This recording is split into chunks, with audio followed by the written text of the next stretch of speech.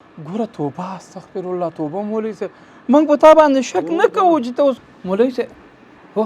پیسې مې ایښې وي چې پیسې څه شولې خدایه چې راغلم مولوي صاحب هم نشته پیسې هم نشته پیسې مې راوستو دغه واخله ښه باغ بل د تعویل کړه ښه سمه ده وروره سمه ده زه انشاءالله بس دا شکر دی 2000 دا شولې 1000 روپۍ را سره نورې دي 2800 روپۍ برق بیل راغلی دا به تعویل کړم او زه سمعاله مولوي صاحب راغی مولوي صاحب سلام علیکم السلام علیکم جوړ په خیر خیرت تکړی هی ته وروره ورشه ته ورشه هغه سړي ته مولوي صاحب سال دی جوړې په خیر خیرت دی شکر دی مننه مولوي صاحب تاسو کښېنئ زه به درته یو پیاله چای راوړم یاره بس زحمت به نه ویسته خیر دی نه خیر دی جمع ته خو به وخت نو جمع ته لږ وخت شته صحیح دی زه ګورم دقیقې شته دی وخت هم کم دی ښه پنځه خو ګورم که تیار و زر به یې راوړم صحیح دی که نه و بس بیا به چای مازه نه باز مولوي صاحب هو مولوي صاحب خو تلی دی لکه چې د جمع ناوخته شو ولا چای هم تیار نه و خو دلته مې پیسې مې ایښې وي چې پیسې څه شولې خدایه دا څنګه چل دی ده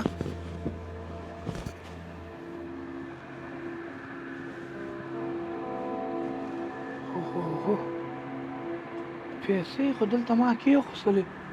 پیسې لکه چې مولوي صاحب نه په مولوي صاحب باندې شک هم نه شو او ورور مې راغی ای وروره ته راشه که نه سلام علیکم څه خبره ده ته راشه هلته کښېنه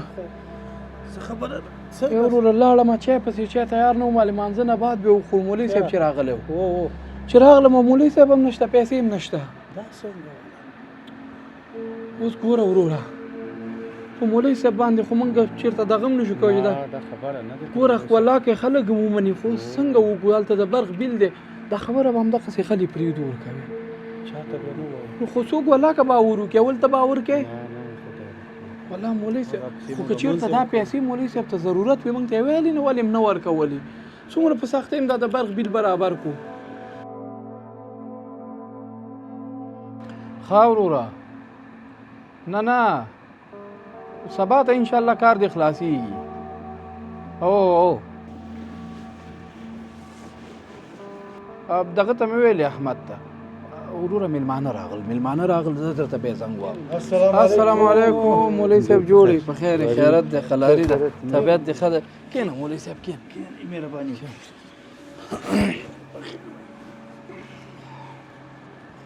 ها سال دې جوړ یې شکر دی الحمدلله خیر و خیرت دی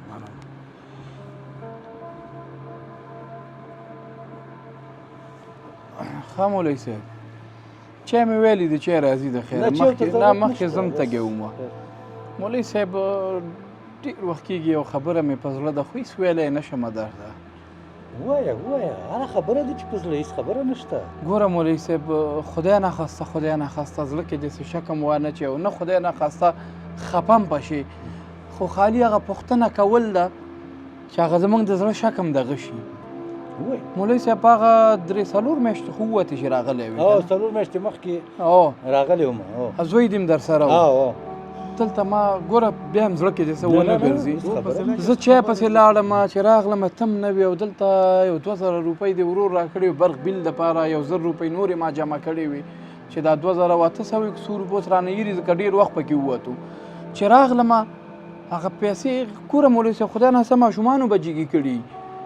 قرآن شریف راواخله نه مولوي صاحب دا ګوره توبه استغفر الله توبه مولوي صاحب موږ په تا باندې شک نه کوو چې ته اوس خبره قرآن شریف ته وړې او نه د دې خبرې نه بیرون څوک خبر شي مولوي صاحب خبره نه ده د شک خبره نه ده قرآن شریف راواخله مولوي صاحب خیر دی که نه خیر دغه پسې تاسو لږ صبر وکړئ زه به خپله لاړ شم راواخلم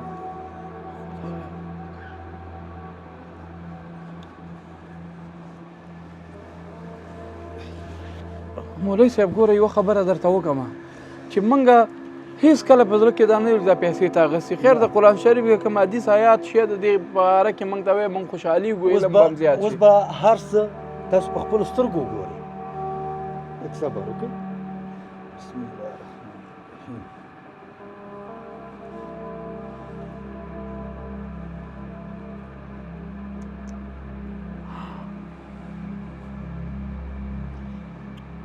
د دې نه داسې معلومیږي چې دا قرآن کریم دا 4 میاشتې په دې تاخ باندې پروت دی او تاسو په دې 4 میاشتو کې دا قرآن کریم نه لوستی او نه راغشتی دی کله چې ته ووتلې تا ته ما ویل چې د مانځه وخته 15 دقیقې پاتې دي چې ته ووتلې ساعت ته مې وکته د مانځه ټیم و دا خو د مانځه ټیم دی زه چې ځو مانځه ته دا پیسې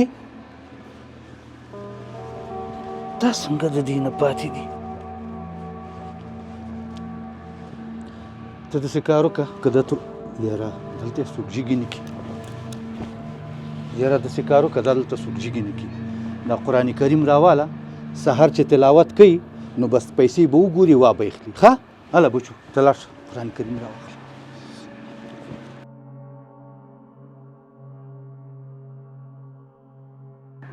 په یو کور کې چې 4 میاشتې قرآن کریم پروت دي او د هغې تلاوت نه کېږي خدای زده چې د دې 4 میاشتو نه به مخکې دا څونه همداسې پروتې دوړې به پرې پرتې وي ای ځوانانو چې په 4 میاشتو کې تاسو قرآن کریم راوانه لئ او تلاوت یې ونه کوي نو آخر زمونږ او ستاسو به انجام څه افسوس کله چې د کور نه د قرآن تلاوت ختم شي د سکون رڼا هم ورو ورو ختمیږي او کله چې د الله کلام هیر شي نو زړونه هم تنګ شي مینه هم کمه شي او برکت هم پورته شي راځئ نن لږ وخت د دنیا نه واخلو او د خپل قرآن ته یې ورکړو کیدای شي همدا څو آیاتونه زموږ د زړونو تیارې رڼا کړي قرآن مو د میز دپاره نه دی د زړونو د رڼا لپاره نازل شوی دی